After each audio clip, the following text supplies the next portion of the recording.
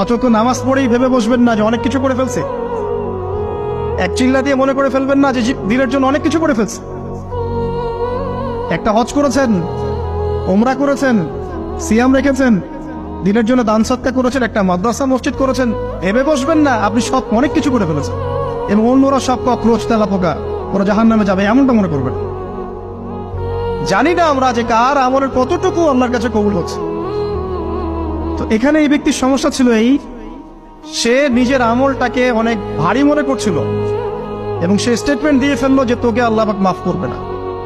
এই একটা কথা মন থেকে বলার কারণে তার ইহকাল পরকাল দুটা বরবাদ হয়ে গেল, সে জাহান্নামে চলে গেল।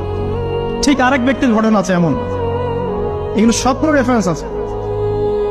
এক ব্যক্তি প্রচুর ইবাদত করত, আল্লাহ পাক তার ইবাদত করার জন্য পাহাড়ের চূড়ায় একটা সুন্দর ব্যবস্থাও করে দিয়েছিলেন। সেখানে ডালিম গাছ হতো, ঝর্ণা আসতো, খাবারের কোনো অভাব নাই।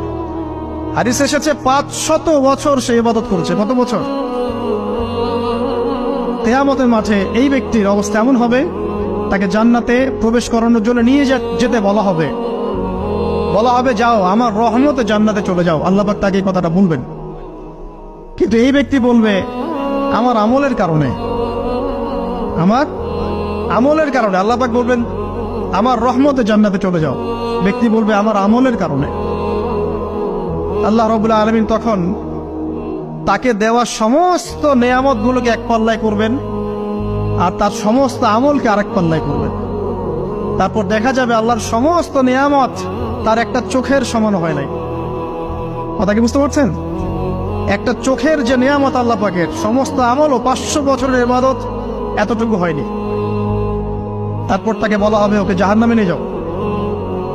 এবার জাহান্নামে যাওয়ার সময় সে বলবে আল্লাহ তোমার রহমতে আমাকে মাফ করলো। তখন আল্লাহ পাক তাকে আবার ডেকে নিয়ে আসবে, বলবেন যে তোমাকে যে আমি ইবাদত করার জায়গা করে দিয়েছিলাম, এটাকে তুমি নিজে করেছো না আমি করেছি? সে বলবে আপনি করেছেন। তোমাকে যে আমি সৃষ্টি করেছিলাম তখন কি তুমি কোন আমল করেছিলে? বলবে না। তাহলে তোমাকে যে সৃষ্টি করেছি আমি, এটা কি তোমার আমলের কারণে? না। তোমাকে সারা দুনিয়াতে এত নিয়ামত দিয়েছি, এটা কি তোমার আমলের কারণে? সে বলবে না। তখন তাকে জান্নাতে প্রবেশ করানো হবে। কিয়ামতের মাঠে এমন অনেক ঘটনা ঘটবে যেটা আমাদের চিন্তার বাইরে। আরেকজন ব্যক্তিকে ডেকে আনা হবে, যে ব্যক্তি একটা দুটা নয় বরং 100টা খুন করেছে। সে 99 জন মানুষকে হত্যা করার পর